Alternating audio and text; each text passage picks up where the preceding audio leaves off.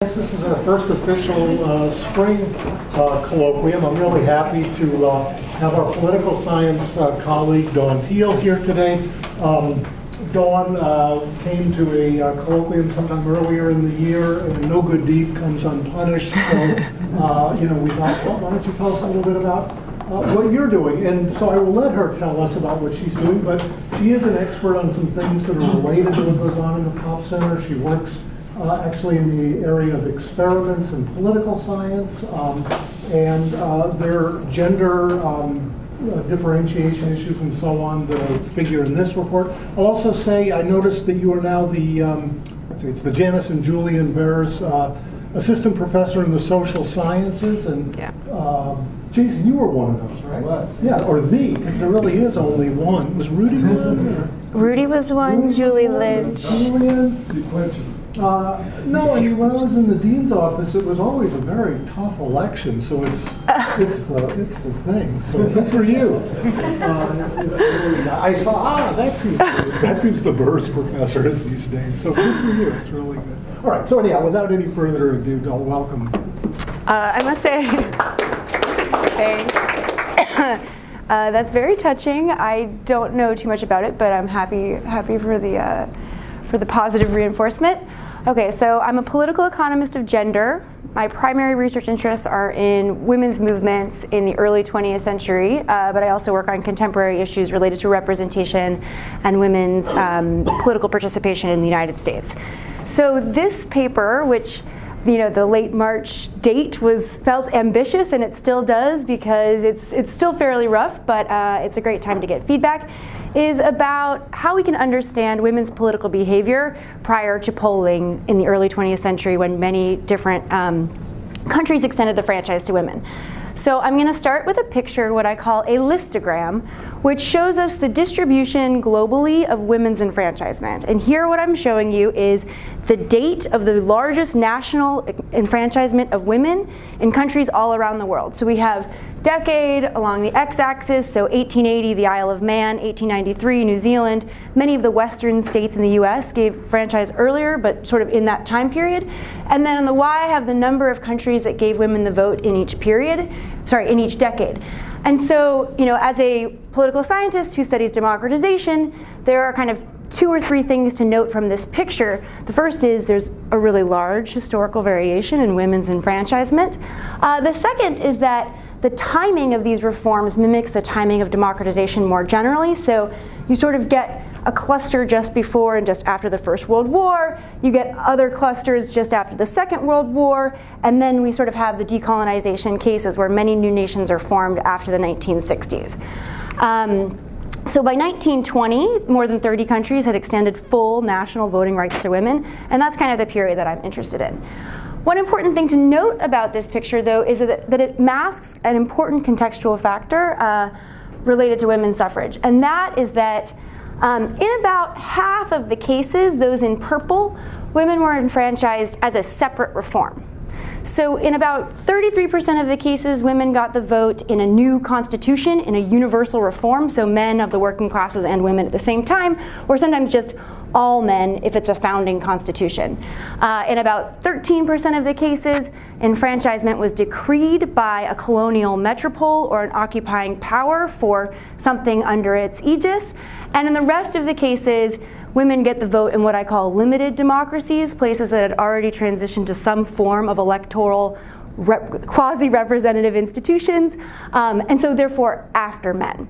And it's these cases where women got the right to vote in a separate reform that I'm going to try to study the politics of the sort of effects of women's suffrage on party politics more generally. So it's hard to study something if it's happening simultaneously with a lot of other reforms. So I'm going to talk more about that as we get in. And by the way, feel free to interrupt me. I love it. Okay, so my primary research agenda, my kind of book research agenda, is related to two things. So first, what explains the timing of women's enfranchisement across and within cases? And I will say I just finished the copy edits on my first book, so that's going to be coming out, Forging the Franchise. And then second, the topic of my second book, the working paper today as part of that, is what did the massive shift in the electorate, it's often the single largest reform of the electorate in any single country, due to electoral politics and policy outcomes more generally. So the first thing I'm trying to understand is the electoral side, and then I hope to look at the policy side after that. So there are basically two theories floating out there in the world about how women voted in the early 20th century. One we might think of as the traditional gender voting gap, the idea that, well, women used to be, well, still are, but have been more traditionally associated with the church. They had less education. They didn't work at the same rates in the public sphere as men did, and so this would have led women in the early 20th century to vote more conservatively than men on average. That's the traditional gender voting gap. And I will say that there's this very famous paper by Ronnie Engelhardt and Pippa Norris that many people know that basically argues that prior to the 1960s and 70s and the second wave of feminism, women voted conservatively, but then you get the second wave of feminism also changing demographics that drive a leftward gender voting gap that we see in almost every advanced industrial economy today, minus the UK. So that's a very famous paper, and that's sort of in the background of this research. The second argument that's floating around that I often confronted in my first book by anti-suffragists is that there'd be no impact of women's enfranchisement at all because women would vote exactly like their husbands. So this assumes kind of a nuclear family that's stable, that where men and women share the same preferences, but the idea there is that women's enfranchisement will double the votes for each party, so it won't have any electoral impact whatsoever. And as I said, it was the anti-suffragists who were making this argument like, well, why do they need the vote? Because it's not going to change anything. And of course, most of the suffragists had a kind of bigger political agenda, often associated with reform and temperance and things like that. And so they argued that they had different interests and different kind of perspectives on politics, which required them to have voting rights. So the thing that my co-author Mona Morgan Collins and I are trying to argue, in fact, is a political economy hypothesis about the early gender voting gap. So there's two things. First, there's sort of a large literature in economics that talks about how women's economic vulnerability within the household increases their preferences for social spending. So, I may be married to a man, but if we have different incomes and I take time out of the labor force, or I face a gender wage gap, that makes me more vulnerable in the case that he dies or that the marriage dissolves. And so that could increase my preferences for social spending. The second thing to note, and this is sort of one of the main things I keep trying to tell all of my political scientist colleagues, is that there's actually relatively higher labor force participation in the early 20th century, than later on. So we get this kind of redomestication of women in the 40s and 50s that lowers the labor force participation of married women. There's also economic growth, right? So if women's labor force participation is something that has stigma attached to it, you don't want women to work if you want to be part of a middle class kind of experience. And so the higher labor force participation by women in the early 20th century and in clerical work and manufacturing and things like that could lead both to higher preferences for things like childcare or just social spending on education more generally. And so both of these mechanisms lead me to think that in the early 20th century, in fact, left parties may have had an organizational advantage, an ideological advantage. So the final thing I want to say on this argument is that from the suffrage literature, more generally, and some of my own research, I found that a cross-class coalition was essential for the politics of getting these things through the legislature, and oftentimes it was coalitions with left parties, labor parties, that actually push the reform through. So if I'm a suffrage organization and in the sort of endgame politics I allied with the Progressives or the Labour Party in the UK, my loyalties in that period may lie with the party that actually supported my inclusion. And so that's another reason why I think the left may have had an organizational advantage early in the 20th century. Any questions about that before I move on? Okay, so, here we just have a couple left preferences in print. So these are just things that you come across. Women work, women vote. There's like lots of things from different working women's magazines, how women's suffrage will improve the economic position of women and give the mother the vote we need it. And there are all sorts of things, like there's just so many posters, women vote labor for the children's sake, like there's a bunch of different things. And I will say, it's completely fair to say that like every single thing under the sun was said about how women were going to vote, that they were going to be communists, that they were going to be reactionaries, clericals, whatever. So it's sort of an empirical question to me. Okay, so the quantity of interest is the gender gap for any given party. So most of the countries that I'm going to study had 3 parties or more during the period. So we've got a party P, and I'm interested in G of P, which is the average vote share of women. So I'm putting women on the left side, minus the average vote share of men for that party. And the traditional vote hypothesis would say that the gender voting gap for the left party is negative. So men are more supportive of parties on the left than women. The family vote hypothesis is that the gender voting gap for any given party is 0, no change in party vote shares. And then our hunch is that this is going to be positive. So women are going to be have greater preferences for left parties in the early 20th century. Don't worry about this, but anyway. Okay, so then the problem with uncovering the gender voting gap is that most countries, didn't have polling data or exit polling in this period, and most did not record the actual vote shares of men and women. Now there's an asterisk there, because there are a couple which we're working on and collecting all of the data for now, Chile and Argentina. I think there's like a couple elections in Illinois and in Oregon, and maybe some in the German Empire, where literally like men would go to one urn and women would go to another urn and cast their ballots. So we're working on that, and I can talk more about that later. But so the solution is that we have to estimate the gender voting gap, and what we're going to do is basically do like a bunch of local average treatment effects using the instantaneous growth rate and the size of the electorate at like the smallest level voting unit we can find as a measure of the treatment, of the intensity of the reform at the local level. So, I mean, you guys are demographers. You understand that like people, there are different proportions of the population in different places. So like mining towns will have fewer women. Menver, you go to Denver, it's all bros. You're in New York. New York, I think, has more women who are, in the younger sort of 20 to 30 range. So we're going to rely on that uneven distribution of women across constituencies to identify the average shift in party support before and after suffrage. And then the key problem, and I'm going to talk a lot about this in a minute, is that we have to actually be able to attribute the change in support for any given party to female voters, right? So I'll talk more about that again. But the point is, suffrage is a big reform. If I look at the change in the size of the electorate, and I say that a bigger change is associated with more support for the left and a smaller change associated with less support for the left, I have to be able to claim, it's like an ecological problem, that actually is changing because of how women were voting in particular versus how other groups of people were voting. Okay, so we'll talk more about that in just a minute. So case selection. In order to think about this issue, how I can actually measure this, we use 4 case selection criteria. So first of all, I was looking for a national level extension because I want to study like parliamentary elections. So I need to have a stable party system before and after the reform, because if you don't have parties before the reform, I can't actually look at the change in the vote share. And this rules out a bunch of different cases where it was like during the middle of a war and then afterwards everything changed. I can't have boundary changes or male expansion. So if women's suffrage accompanied like a large redistricting, those cases are going to be kind of put away. We have some redistricting in the data, like maybe up to 3% of the cases, but we get rid of all the places where it was a big shift. Also, it can't have a simultaneous male enfranchisement, because that's kind of a clustered cocktail of treatments problem.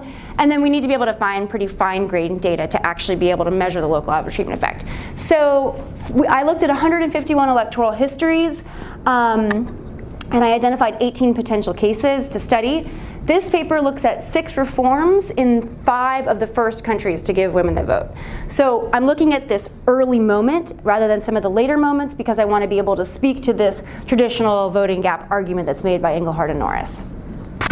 Okay, so we're going to use a difference in difference design to estimate the local average treatment effect. So here, what I'm doing is I'm looking for the change in the vote share for Party P in District J in time t. It's going to be a function of whatever, some constant, and then a change in the total electorate in that district from the period before to the period after. So it's typically going to be, looking at, say, like a growth of 100. This is going to be looking at the percentage change, so 50%, something like that, anywhere from 40 to 80%. And I'll show you that in just a second. And we're going to look at, use robust standard errors and all the regressions clustered at the county or equivalent level, so whatever the data is collected on. So the identification strategy requires a couple of things, and this is going to be a little bit different than how most people think about diff and diffs. First, there's this issue of the concept measurement. So does looking at the change in the size of the electorate here, is that actually a conceptually good measure of the effect of the treatment size, right, of the intensity of enfranchisement? That's the first issue.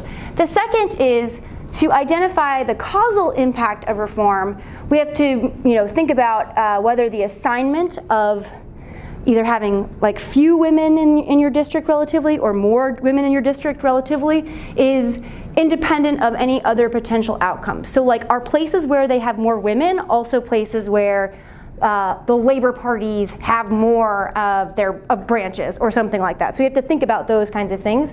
And we have to make sure that districts with that had larger changes weren't trending differently over time than districts where the intensity of reform was smaller.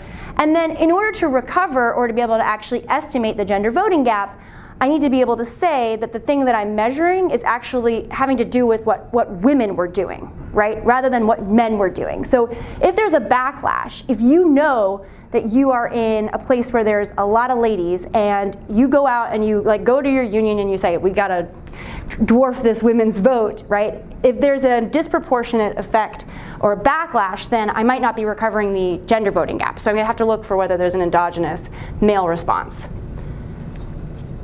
Questions? Okay. All right, so we're going to look at 6 reforms in 5 countries. Norway, there were 2 reforms, 1909 and 1915. The UK, I'm looking at the 2nd reform in 1928 because the 1918 reform both had a massive redistricting as well as a male enfranchisement. The Netherlands, this is in progress, Sweden in 1921, and then Canada also in 1921. So the reforms have slightly different flavors to them. So I'm going to look at each country individually. Both the data, the way that we can measure the dependent variable, and the way that we can measure kind of key confounding variables are slightly different for each country because I'm using historical data, census-based data, etc. So in Norway in 1909, they enfranchised just tax-paying women, so just wealthy women. So that's going to be an interesting case for us to look at. In 1915, they enfranchised the rest of the women. In the UK in 1928, they gave the rest of the women voting rights, so women who were under 30 years old and those who were above 30 years old who didn't have property. That's because the first 1918 reform was piecemeal. Okay, so this might be confusing, but like basically so many countries divvied up which women were going to be allowed to vote by saying, well, property or age or marriage or anything like that. Sweden, the 1921 reform was all women, and Canada in 1921, it was almost all women. In 1917, the conservative government gave some like wives of soldiers or mothers of soldiers the vote, but it was sort of a smaller proportion of the electorate. And so then the treatment measure is going to be the intensity of suffrage is going to be slightly different in each case based on the availability of data. So sometimes I have the number and the share of women in the electorate. Sometimes I just have the change in the total electorate. So some countries record like who's eligible to vote by gender, and other countries just tell me the total population that's eligible to vote. Other countries have automatic registration, so it's anybody above a certain age that's going to be eligible to vote. So we're gonna like look at all of these different things and play around with them. however we can. And then the unit of analysis is going to be slightly different depending on what's available. So sometimes I have municipalities, sometimes I have constituencies, and then in Sweden and Norway, I tend to have sort of bigger sample sizes. So the Sweden actually data is really nice. I've got 2,500 municipalities.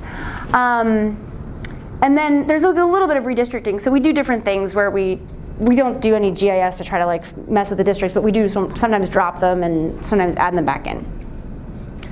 Okay, so here we are looking at the key treatment variable, which is the intensity of enfranchisement. So this is just the distribution of the key independent variable.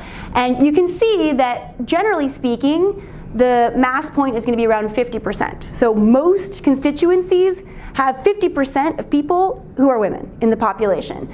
But the variation, essentially 2 standard deviations out is like 40 to 60 in all of these. But we're essentially identifying off of those small differences there. And some of them, the Norway changes will be slightly different based on the fact that this was wealthier women and this was the rest of the women. And you can see Sweden, we have a much tighter distribution, but in fact the reason for that is because we have much more data, right? Sweden, we have 2,500 observations versus 600, so we're measuring women in the population at a much more precise level. Okay, so then here is like what the ecological inference problem would be, which is to say, after this election, the conservatives were ushered in, so that must have been related to women. But what we do first is we just plot, we just do raw data plots, these are a little bit small, of the key independent variable. These are binned percentiles of the treatment intensity, so each one of these is evenly spaced. Looking at how the parties did on average across the distribution of the treatment variable. Okay, so let's just look at this Norway plot from 1915. This is 10th percentile, so this is probably like 40% women, and this is 90th, and that's probably 58% women. So within these, you can see that there's a difference in support for the Labour Party. The Labour Party sort of grows in support when there are more women in the electorate, and the Conservatives sort of dip down a little bit here in the 50 to 60th percentile range, and the Liberals seem to lose in places where there are a greater proportion of women in the electorate. So what we're trying to do here is just look at whether these lines are totally flat across the distribution of the treatment variable. So this is just the raw data, okay? The UK is sort of hard to see, but we can do the same thing for Canada. So in Canada, the Conservatives seem to get more support as we get into the average level of women in the electorate, but then they sort of fall off. So this is what we're worried about this, right? We're worried about why there's a relationship overall. But we actually are trying to figure out, if that's being driven by something fundamental or if it's being driven just by women having more liberal preferences than men. Questions? Okay. So then the results are just plotted here very simply here. I'm centering around 0 for each country, which would be no change, and then each party, the change in the party vote share is going to be represented by a given line. So we can look at Canada, which is sort of easier to look at, and you can see that there was basically no change across the distribution, no local average treatment effect of having more women on preferences for the Labour Party. The Liberal Party seems to grow, although it crosses 0 down there. No change for the Conservative Party. Okay, so in Canada, it'll depend on what we think about that standard error and if we add more controls or something like that, but this is just the simplest regression without anything else in there. Okay, and so then, if we look up here at Sweden, we see nothing for the communists, nothing for the liberals, nothing for the conservatives. The agrarians lost big in that first election that women voted, and the Labour Party also lost. In the Netherlands, which I'm not really going to talk about because I don't know very much about that case yet, the Liberals seem to win, the Protestants seem to lose, and in the UK, this surprised me given what I know about suffrage in the UK, the Liberals won, the Conservatives lost, and there was no change for the Labour Party in support. Questions? Yeah? No, maybe you might get to this, but what was the change for men's preferences?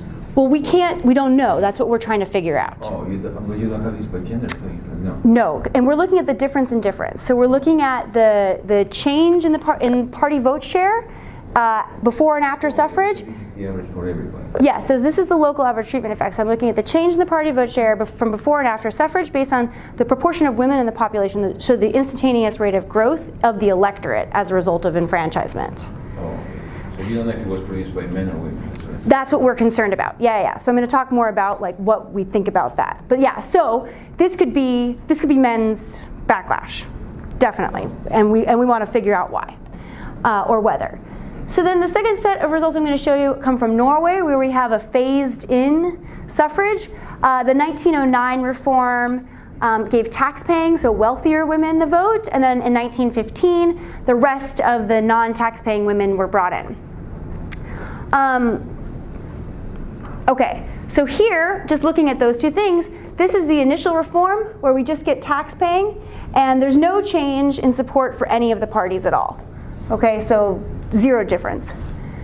Then when we look at the one in 1915 where it was basically non-tax-paying, so poorer women who were enfranchised, we get no change for the Conservative Party, the Liberals lose, and the Labour Party benefits. So in places where there were more women in the population, the reform had a bigger effect on the change in the size of the electorate, and in those places there was more support for the Labour Party after reform. Yeah. How far are these elections apart? So I guess it's a comparison between elections and the stuff. Totally. So these are national elections every 4 years or something like that? In most of these, they're going to be every 4 years, yes. And oftentimes, the enfranchisement happened like just after an election, and so it wouldn't take effect for like 2 years. Okay. But yeah, so there was an election in 1915, and so I'm looking at the difference in 1909 and 1915, and I think that the election before this was 1905. Mm-hmm. So is voting mandatory here, or it's like No. And participation rates, have that also been affected? Or? Yeah, so we are trying to look at, we've looked at turnout for most of these. So in the United States, after the 19th Amendment, there's a real drop in turnout, like among eligible voters. But part of this had already started beforehand, so they thought men were participating less, like sort of the decline of the machine politics. Here, we have looked at turnout, and it's in the appendix to the paper somewhere. And I don't think that we saw massive changes, but we will look at the relationship between our treatment variable and turnout. And I've got a slide about that. Which I'm happy to show you in just a minute. My question was about turnout. Was about turnout. Okay. I'll show you that in a minute. Let me remember where that is. Okay, so then here's what I call a scorecard. So what we're trying to get a sense of is like the overall pattern of this reform. And so here I have listed for each of the reforms that we already looked at, the party that was in power at the time suffrage was adopted, who would have been supported by the traditional voting gap thesis, which party had the better ties to the suffrage movement, and then which party seemed to benefit, given our identification strategy. So here what we see is that in Norway, the Liberals were in power in the first reform and then in a coalition in the second reform. Labour is the one who seemed to benefit in the second reform, and Labour and the left parties had closer ties overall to the suffrage movement. So we were kind of interested in this issue of like, is there some sort of reciprocity going on? In the UK, the Labour Party, possibly the Liberal Party, but really it's the Labour Party that makes a bigger push for suffrage, at least in the earlier reform, but the Liberals benefit. So in Sweden, the Social Dems are more closely aligned with the suffrage coalition. The Liberals were in coalition government when the reform passed, but Labour loses after that election. And then finally, in Canada, the Conservative parties are in power when the reforms go through, but the Liberal Party was the one who basically took suffrage on its platform, and the Liberals are the ones that benefit. And the reason I'm showing you this in some ways is a lot of times people say, well, didn't women just pay back the party that was in power at the time of the reform? But it turns out that the suffrage movement leaders were a lot more astute than that. They understood that sometimes a government would think that the reform was on its way and like stamp it with their name, even though they hadn't done anything for suffrage in the past. So I don't think it's the case that that women are just repaying the party who is in power. Okay, so I'm going to talk about the assumptions. Okay, so here are what I'm going to talk for a while about, like, endogeneity issues. So what we think of as being potentially big problems for this empirical strategy. So the first is, the thing that we're most concerned about is that the share of women in the electorate is not correlated with a bunch of other things that are also driving support for any given party, right? So if the districts that have more women are more working class, or if the districts that have more women have more like labor branches set up in them, or they're more urban, then those might be things that are driving the effect that we're seeing that are not as a result of women just having a different, more left preference overall. So we're going to try to do what we can to look at the parallel trends assumptions. We're going to try to do some placebo regressions where we use the change in the size of the electorate and try to predict previous elections prior to women's enfranchisement. And then we're also doing things I'd hope to get a little bit farther on this point actually, but to look at total population, population density, urban versus rural, labor force participation and stuff like that, correlated with the distribution of women in the population. So that requires essentially matching more census data to these electoral districts, and we are in the process of doing that, but it's, as everybody here knows, it's laborious. And then the final thing is that we're very concerned that this is somehow just a factor of men's response. So it's just literally that men know something about the distribution of women in the population and turn out disproportionately in order to depress the effect. Some countries record turnout, and we're going to look at those two things. Okay, so this graph is trying just to look at parallel trends. So everybody know what parallel trends, is this a little used? Yeah, okay. So the concern is that, well, maybe there's something different that's happening before this reform in districts that have more women. So maybe it's the districts that have more women, the politicians in those districts who are from the Labor Party thought to themselves, we're really doing poorly here, but maybe we could do better if we gave women the vote. And so we give women the vote, but then the reform itself is related to the potential outcome in those districts. So what we want to do is look at these trends. So here I have each of these lines. So we've got the Labour Party here, the Liberal Party here, and the Conservative Party here. And I'm just going to look at, this is the UK data. So I'm looking at elections from 1923, 1924, and 1929. These are all general elections. And recall that women got the vote in 1928 in the UK. So here, I'm just looking at the support, the average level of support for each of these parties across the distribution of the treatment variable. And I'm trying to think or look and see if there are different patterns of support in these different elections prior to women's enfranchisement. So what you can see, generally speaking, is that the support for any given party is not independent of the proportion of women in the population. So the Conservatives do better overall in all the elections in places where there are more women in the population. The Labour Party does the best overall in places where there are fewer women in the population. So the thing to note here is I'm looking at percentiles of the distribution. So these are all evenly spaced observations here. But places that have way fewer women in the UK are like the mining towns, the Welsh miners, right? And these are the Welsh miners form a big part of the Labour Party. So in some ways, the fact that the Labour Party does really well in those districts makes a lot of sense based on what I know about those districts. But nevertheless, even though there are these differences in how the parties do across the distribution of the treatment variable, there don't seem to be different trends in the different elections. So if you see the 23 and the 24 elections here for the Conservative Party have a similar distribution across the treatment variable. And so what we hope is that this is giving us a little bit of insight that they aren't trending differently. So what would it look like if they were trending differently?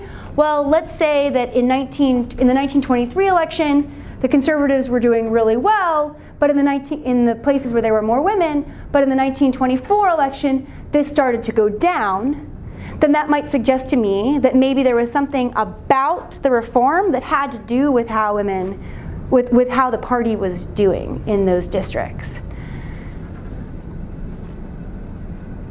I will tell you that I read basically like every single document about the franchise reform in the UK, like among all the parliamentarians, and I came across plenty of back of the envelope calculations like, this is going to add 4 million electors throughout the countryside or something like that if we give women the vote. But I never came across anything specifically linking up like population size in districts to arguments about enfranchisement.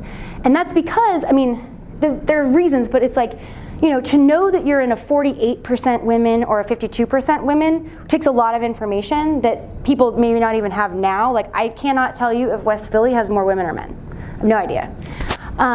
So, you know, to know anything about that would be quite precise, and to have an idea about how your party is doing in places with more women versus more men, I think in general is a difficult inference for parties to have made in the early 20th century. Now, this thing about mining towns, like everybody knew that the miners were labor, right? And everybody knew that these are places where there aren't that many women. So like that would have been known among people.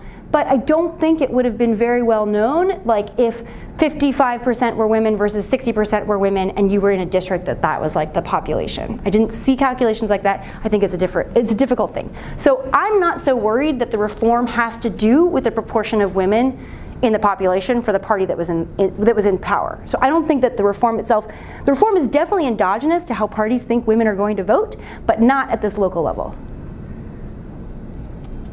The variation in the fracture, is that generated by, I guess it's generated mostly by migration, right? What is the, is that, anyway, I guess that would be the question, kind of elaborating what's driving this variation, and whether there's a story linking that to voting pattern, or even that, whether that generating process is the same across these countries.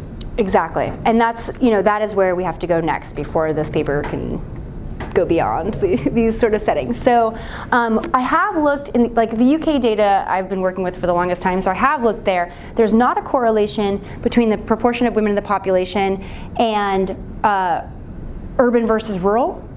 Because if you think about it, it's like some of these constituencies like just have that, it's like, you know, I have 67 women out of 100 versus 63 women out of 100, right? And that may not be a big difference. But so I've looked at urban versus rural.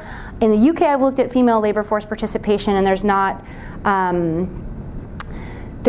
a clear correlation between those two things, but it's precisely that we're concerned about. And, you know, it works in different ways in different places. So if you think about a mining town, like a mining town doesn't have a lot of women and also doesn't have a giant population. But some of the more rural areas may have had migration of men out of them. So those are places where there would be a greater proportion of women that were also small rural places, right? So I think you can have both places where there are a lot of men where there's industry, places where there are a lot of women that there's industry. So I think that's why we didn't see in the UK the urban versus rural correlation. I'd be interested to hear though if like, there are other things I should be thinking about. Like, I cannot get at this issue of migration in this short period of time, right? I can look at decennial censuses, and we have that, and we're trying to match it all up. And I can look at urban versus rural in all of them, and in some of them I can get female labor force participation. In some of them I can get the age distribution. So the other thing is like widows. You know, like women don't die as early as men. I think that's even true in the early 20th century. And then there's also this issue of like, well, did people go to war and did that like depopulate? So I guess, you know, if you have really small units, then there's a very good amount of random variation. Mm-hmm. You know, that would be really nice if this were the driving force. Just these units are really small, and as a result of that. But anyway, then it's some set of both international migration, domestic migration, differential mortality. Right, mortality. Yeah, migration. I don't know, I mean, I can only linearly interpolate the migration thing between censuses, but I can look at the age distribution. The other thing I could probably look at is I can probably look at I can probably look at the constituency size along this distribution. That's related to urban versus rural, but I can probably look at that too. No, related to migration, one of the laws of migration were produced at this time, they actually stated that women were more prevalent in migration. Yeah. And so, so that, I think that's probably the main factor previously. Now I'm trying to get at it's true that people might not know the percentage of men, women, but maybe the political message is different. Yeah. Because maybe you have more women involved in the political process, and so maybe what men could be reacting is at the message and not just the proportions. Yes, so in places where there are more women, maybe politicians are going to talk more about women-y things. Or, you have women that are politicians. Ah. And you have the composition of the political class is affected by these proportions, and the women change the message. Well, so these are places where there aren't going to be women in political positions yet, because typically speaking, we got passive and active suffrage voting rights at the same time. So in most places, women were not allowed to hold office until they could vote for office. But maybe I could look at something related to like branches of the suffrage movement along this distribution. I think I can do that for one country. Like I have fine enough data for the UK to look at that. Anybody else? Mm-hmm. So why did the UK have elections in 2 consecutive years, 23 and 24? What was the reason? Well, so the UK has a parliamentary system, and they can basically have a vote of no confidence and have a general election whenever they want it. And 23 was the first election after the war. I think that's right. And I think everybody thought that everybody got a raw deal because there were 3 changes that happened in 1918. I think that actually there was one election. There was a 21 election right between then. It happens. 1910 there were 2 elections. So it's usually over like a budget bill. I'll look that up though. Anything else? Okay, I'll show you some more. All right. So then we do a bunch of placebo tests where we take the size of the electorate as a result of women's enfranchisement, and we try to predict previous elections. So sort of like looking more for the parallel trends assumptions, but in a regression framework. So we look at the change in party support for the Norway 1909 reform. We look at from 1906 to 1903. It passes this test, so there's no correlation between the changes in the party vote share based on the size of women in the electorate for that election. In Norway, for the 1915-1912 election, we also do the same thing. It also passes that one. In the UK, for some reason it says ... I'll have to ask my co-author exactly what the problem is, but maybe it's complicated. So I'll look into that. In Sweden, it also passes. In Canada, they're like, we can't actually do this in Canada because the 1917 election had redistricting and a soldier's vote, and a male franchise. So we can't actually look at that because I think the issue is the redistricting. I would say that, you have to do this, and in the paper we're going to have to talk more about what's up in the UK with these issues. So then here, I'm trying to look at this issue of the endogenous male response. So I'm looking at, so in Norway I can see turnout by men and women, but most countries just record total turnout. So here I have women in the electorate in 1909.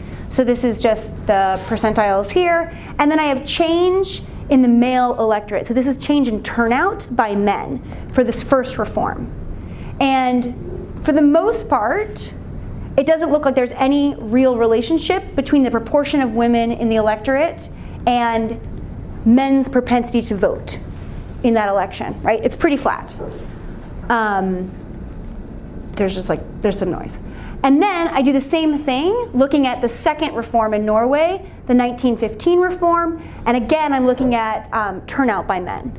And so here again, it's pretty flat.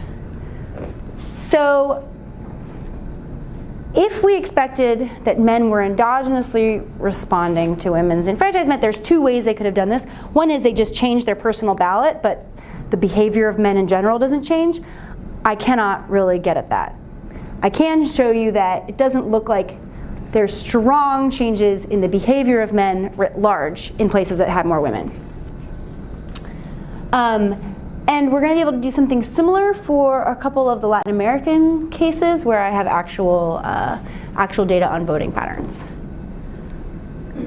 So I just want to talk for 1 second about what I think, what a potential mechanism for this overall effect that we are seeing in 5 out of 6 cases is.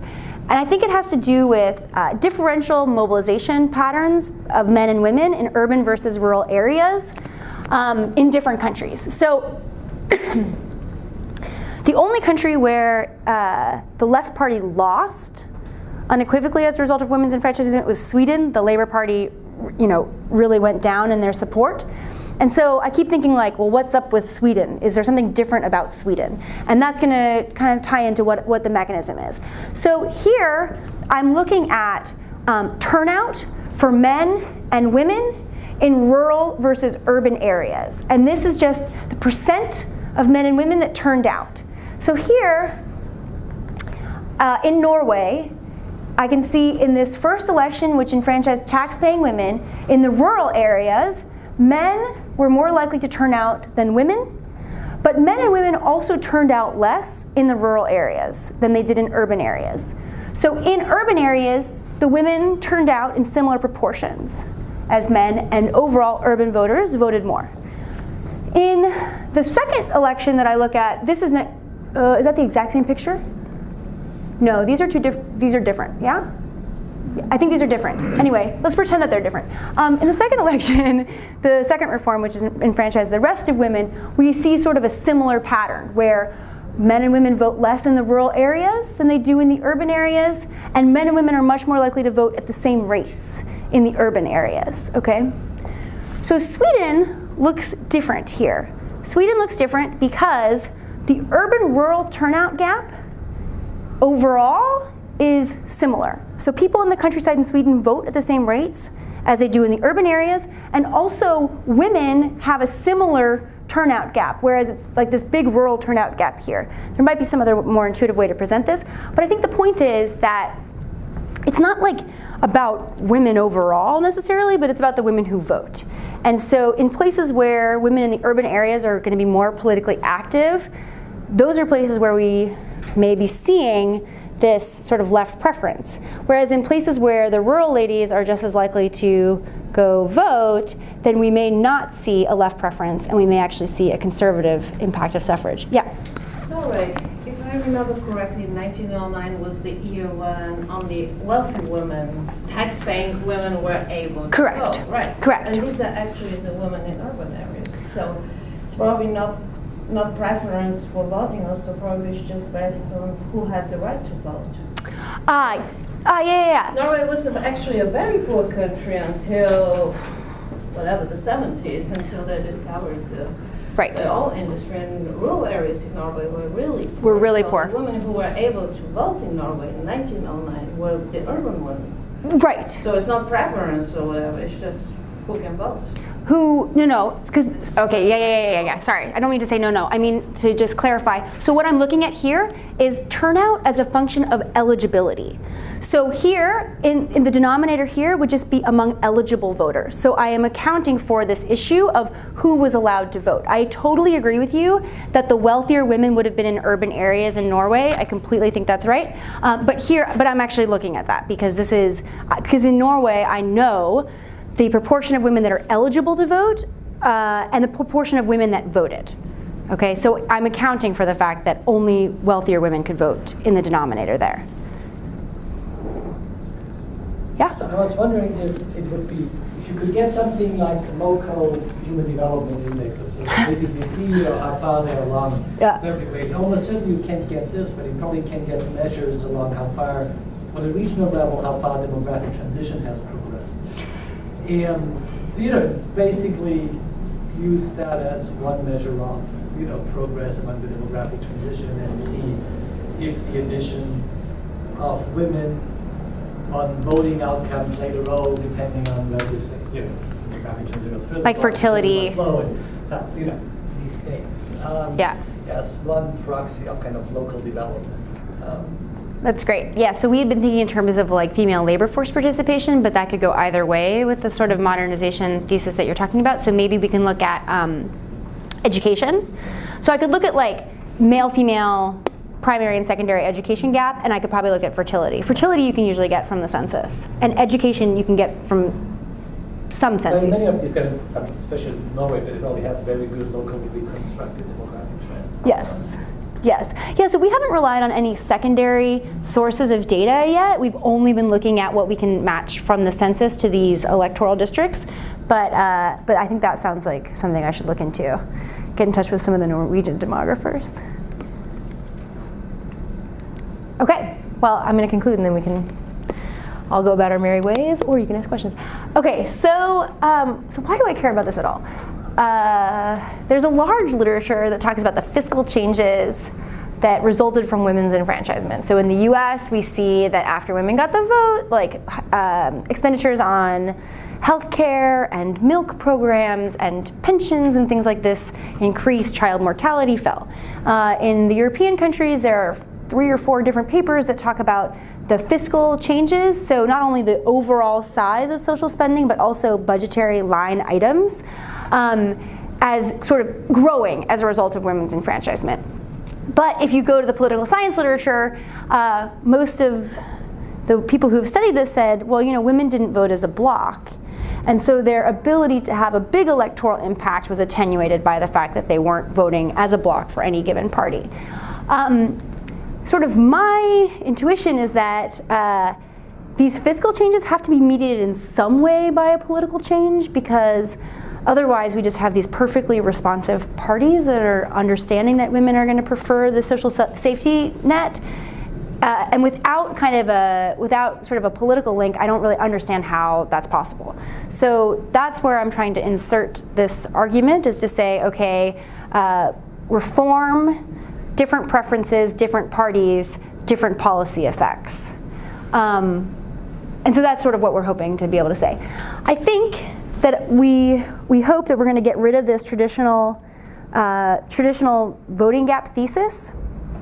I mean, I am not a modernization theorist when it comes to gender, because we see ebb and flow of women's participation and women's rights, and we see retrenchment over time, and things can change based on whatever the local political, economic, and cultural conditions are.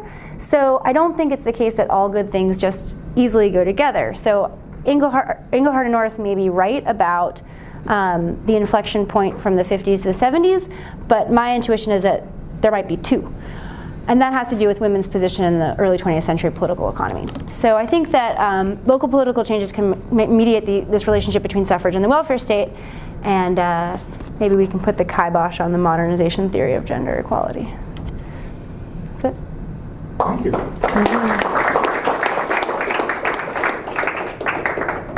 Yeah?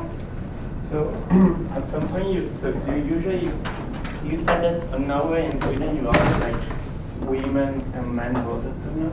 Yeah. So why don't you use that as a treatment also? I mean, to see that instead of just using the proportion of women In the population. Yeah. So I think we do have regressions with that, but if you think that male turnout is endogenous, which No, right, as Yeah. an addition, not As an additional. not as a okay. Good, I'll do that. We may have run that. I mean, I think we have a very long appendix, and I have no idea what's in it this way. Because that is more precise. It's more, could be more endogenous, but it's more precise as a measure of what you're looking for. Yeah, And great. And also, like, did you try to do like an event study, like a proper event study? What would the event be? Like the interaction of like the event is the women's suffrage, and interact with how many women are. So the difference in difference, but like since you have many periods before, you can interact. We can set a coefficient for each time, and then you can interact with each control. You can interact each time dummy with the control you have. So you're thinking in like a cross-national regression? No. No. Okay, so But within country, difference, right? But just like with, since you have not just 2 periods, but you have more periods. More periods, yeah. Like you can basically interact the time dummies with your control. Yeah. and the proportion of women with the dummy before and after the policy. Okay, so just like an RD where I'm looking at where I have a bunch of different elections from before too. Yeah, I would call it more an extended difference in difference. An extended different. Like in a sense, it's like it's an event study where it's like a difference in difference, but where you consider more period. Yeah, so we can probably look at that. We tried to collect at least 2 elections prior when that was possible. So I'm going to look into that. I mean, as you see, like with the UK, there's like a reform 7 years earlier. With Canada, there's a reform 3 years earlier. Sweden, we could probably do it. In Netherlands, I think we can do it in. But there's like a bunch of different things that make the early elections weirder. So that's why we did it in that very simple way. But I think we have 3 elections prior for most of these countries, so we can probably look at that. Great. Collecting any more? It's like insane. Yeah, Pilar. It was great, super interesting. I want to know a little bit more about how you think about the heterogeneity among women voters and like this like left-wing tendency. Yeah. Because in a way, I hear you also reacting to the traditional traditional vote gap as a part. And one part of like critique is thinking about women as monolithically, like that they have like a single tendency. And in a way, with the left-leaning hypothesis, you're also thinking about women a little bit monolithically. So how do you think about, is it a conservative women are a little bit more left-leaning than the conservative men, or is it something like more like all women have left-leaning tendencies? Yeah, so I guess what we're not saying is, this is not like basically saying we have to look at each group of women independently in this study. What we're trying to say is what was the average? Right. What was the average preference? And it's even like more in the weeds than that, because it's what was the average preference among women that voted, right? And the women that voted itself, that political socialization process is a black box for me, but I think that's what's going on. It's like, okay, well, do you have a big labor movement? And is that labor movement like in Norway? And is that labor movement like inclusive of women's mobilization, women's organization, female workers? Or is it like more in the UK where it's a very male-dominant labor movement that for the most part excludes women, but the big politicians supported this thing? And so I would just say, like, I care about that issue. But here, like, what we wanted to do first is just look at the average effect and then write a book about the differences across the countries, and thinking about the party mobilization strategy within them. So the fact that the rural women in Sweden turn out, I want to know why. Why is the urban-rural turnout the same, and why do women turn out in the same proportions across urban and rural areas in those places? So, I think it's about mobilization more generally. Right, yeah.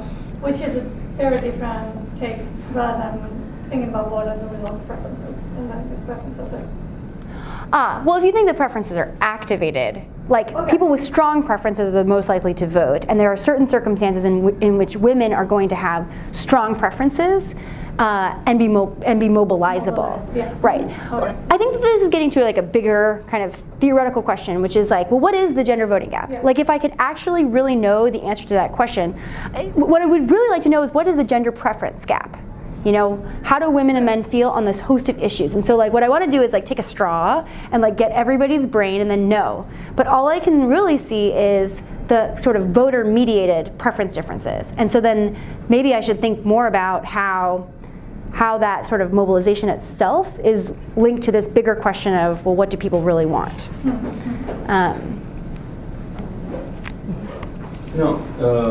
Latin American cases might be interesting. Yeah. And, I've seen some studies showing that, at least in Argentina, like Perón's second election was won by correct. In Buenos Aires. In the capital city, they always Buenos Aires, yeah. City, so, yeah. And by connects with the message, there was a strong gender message at that time, the Eva Perón and all this stuff. Totally. And so that might be interesting. Now, also another extension of your thing. I mean, why do we care about this? There is this discussion about extending voting rights to younger people. And Argentina did that. They extended voting rights to the leftist government extended voting rights to 16 to 18-year-olds. Yeah. But then they lost. Mm-hmm. The idea was, so I don't really know if somebody can look, but there is a broader discussion about extending voting rights, where this actually fits within that literature. Well, totally. And what I will say about this, two things. First of all, Argentina and Chile, this is a separate paper, and we have they're bigger observational units, but I actually can look at the data. So what we're trying to do there is say, does our identification strategy recover the truth when the truth is known for those countries? But that's like still in process, and so more to come. The second thing is, so I care about this in the context of enfranchisement more generally, and like the thing I really want to be able to say someday is all these male democratization scholars who study the enfranchisement of men have basically said like, oh, we should expect left parties to do this because men are going to support the working classes, and like, this is sort of a crazy thing to say in the late 19th century because it had the constituency didn't just exist, it had to be created. But they then sort of lament the fact that there weren't observable fiscal changes for most of the European countries as a result of men getting the vote. So it's like, well, what's the origin of the welfare state? Well, I actually think it's this process. I think it's the women. So. All right, thank you. It's 1 o'clock. So thank you very much.